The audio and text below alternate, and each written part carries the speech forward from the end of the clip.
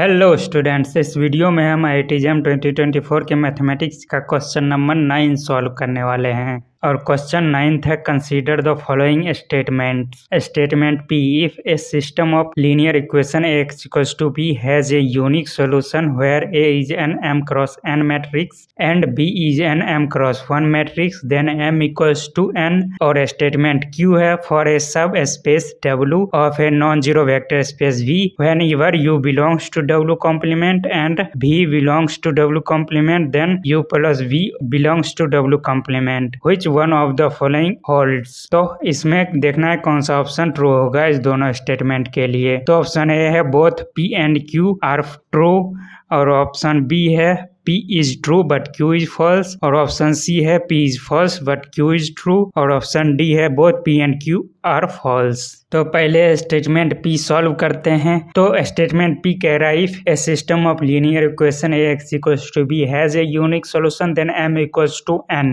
तो यदि Ax equals to B unique solution होता है तो m equals to n होना जरूरी है। तो ये चेक करने के लिए 3 केस लेते हैं। फर्स्ट केस में number of row less than होगा नंबर ऑफ कॉलम से, यहाँ पे m नंबर ऑफ रो है और n नंबर ऑफ कॉलम है। तो फर्स्ट केस लेंगे जिसमें number of row less than होगा नंबर ऑफ कॉलम से, और सेकंड केस लेंगे जिसमें नंबर ऑफ रो और कॉलम दोनों इक्वल होगा मैट्रिक्स A का, और थर्ड केस लेंगे जिसमें number of row greater than होगा नंबर ऑफ कॉलम से। तो हमें देखना है कि system of linear equation Ax equals to B यदि यूनिक सोल्यूशन देता है तो इस तीनों टाइप में से किस टाइप का मैट्रिक्स हो सकता है। तो केस फर्स्ट में number of row less than है नंबर ऑफ कॉलम से, m लेस देन है n से।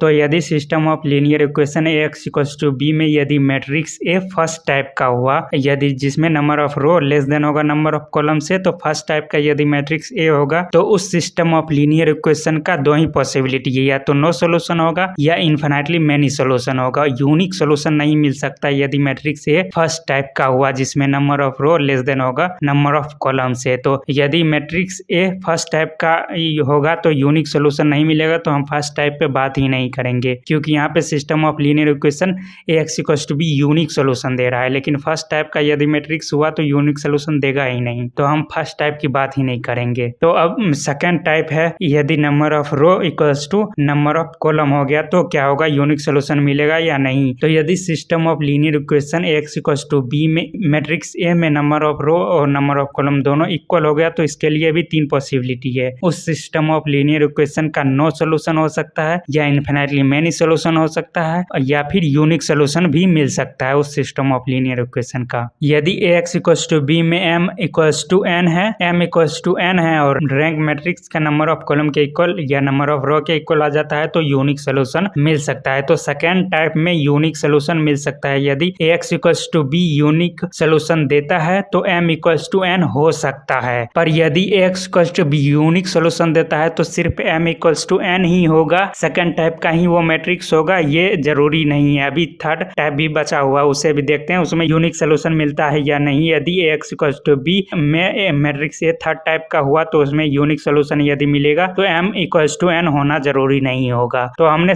फर्स्ट टाइप देखा जिसमें यूनिक सॉल्यूशन तो इसमें मिलेगा ही नहीं, लेकिन सेकंड टाइप का यदि system of linear equation Ax equals to B unique solution होता है तो m equals to n हो सकता है। तो अब थर्ड टाइप देखते हैं जिसमें number of row greater than है नंबर ऑफ कॉलम से। तो यदि system of linear equation Ax equals to B में यदि मैट्रिक्स A थर्ड टाइप का हुआ जिसमें नंबर ऑफ रो ज्यादा हुआ नंबर ऑफ कॉलम से, तो इस केस में भी 3 पॉसिबिलिटी आता है। उस system of linear equation Ax equals to B का नो सॉल्यूशन हो सकता है, या फिर इनफिनिटली मेनी सॉल्यूशन हो सकता है, या फिर यूनिक सॉल्यूशन हो सकता है। तो यदि system of linear equation Ax equals to B में मैट्रिक्स A थर्ड टाइप का हुआ जिसमें number of row greater than हुआ नंबर ऑफ कॉलम से, तो इस केस में भी पॉसिबिलिटी है कि system of linear equation Ax equals to B का यूनिक सॉल्यूशन हो सकता है। तो अगर जानना चाहते हो कि Ax equals system of linear equation में Ax equals to B में यदि मैट्रिक्स A थर्ड टाइप का हुआ तो कैसे यूनिक सॉल्यूशन होगा, तो इस ऑगमेंटेड मैट्रिक्स को ले लो। इस ऑगमेंटेड मैट्रिक्स में देखोगे कि 3 रेड कलर का कॉलम है और 4 रेड कलर का रो है। तो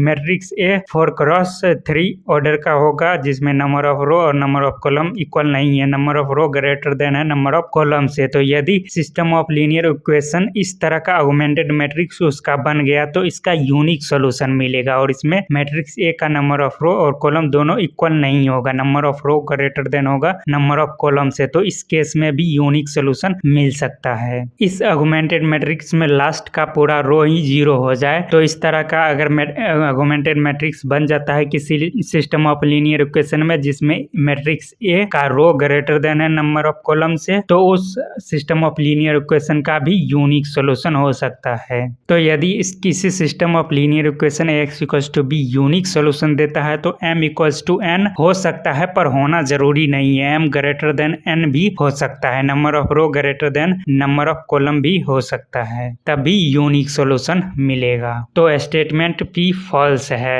x इक्वल्स टू बी यदि यूनिक सॉल्यूशन देता है तो m इक्वल्स टू n होना जरूरी नहीं है, m ग्रेटर देन n होगा तभी यूनिक सॉल्यूशन मिल सकता है। तो स्टेटमेंट p फॉल्स है।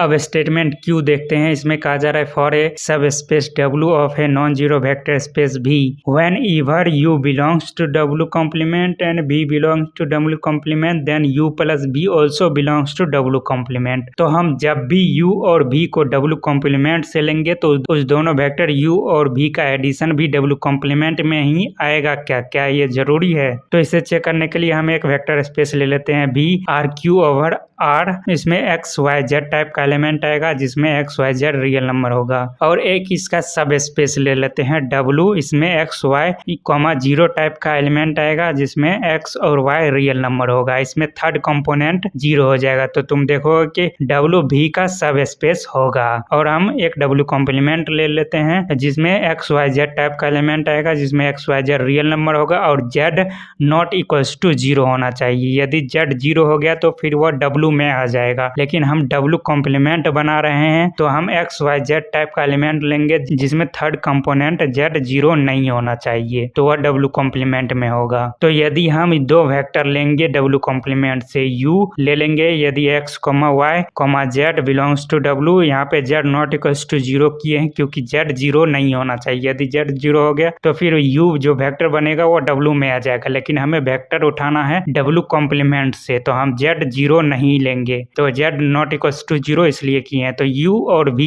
दो इस तरह का वेक्टर ले लिए x y z, और v ले लिए हम x y माइनस z, जहाँ माइनस z भी 0 के इक्वल नहीं होना चाहिए। तो यहाँ पे दो वेक्टर u और v w कॉम्प्लीमेंट से ले लिए, तो यदि इस दोनों को हम ऐड करेंगे u प्लस v तो ये आएगा 2x 2y 0 आ जाएगा, थर्ड कंपोनेंट 0 आ जाएगा क्योंकि u में हम थर्ड कंपोनेंट पॉजिटिव लिए और v में हम थर्ड कंपोनेंट नेगेटिव लिए, और दोनों u और v w कॉम्प्लीमेंट से लिए हैं। तो u प्लस v जो आया है ये w में आ गया है, इसमें u प्लस v जो वेक्टर आया है इसका थर्ड कंपोनेंट 0 हो गया, मतलब ये, और जिस भी वेक्टर का थर्ड कंपोनेंट 0 होता है वो w में आ जाता है। तो यहाँ पे u और v w कॉम्प्लीमेंट से हम लिए और दोनों का ऐड करके देखे तो u प्लस v w में आ जा रहा है, w कॉम्प्लीमेंट में नहीं आ रहा है। तो ये जरूरी नहीं है कि w यदि सब स्पेस है v का तो हम दो वेक्टर उठाएंगे w कॉम्प्लीमेंट से तो दोनों का एडिशन भी w कॉम्प्लीमेंट में ही आएगा, ये जरूरी नहीं है। तो स्टेटमेंट q भी फॉल्स हो जाएगा। तो स्टेटमेंट p और q दोनों फॉल्स है, और ये किस ऑप्शन में है? ऑप्शन डी में है, both p and q are false, तो ऑप्शन डी सही हो जाएगा। तो इस तरह से इस क्वेश्चन को सॉल्व कर सकते हो। मिलता है अगली वीडियो में बहुत जल्द।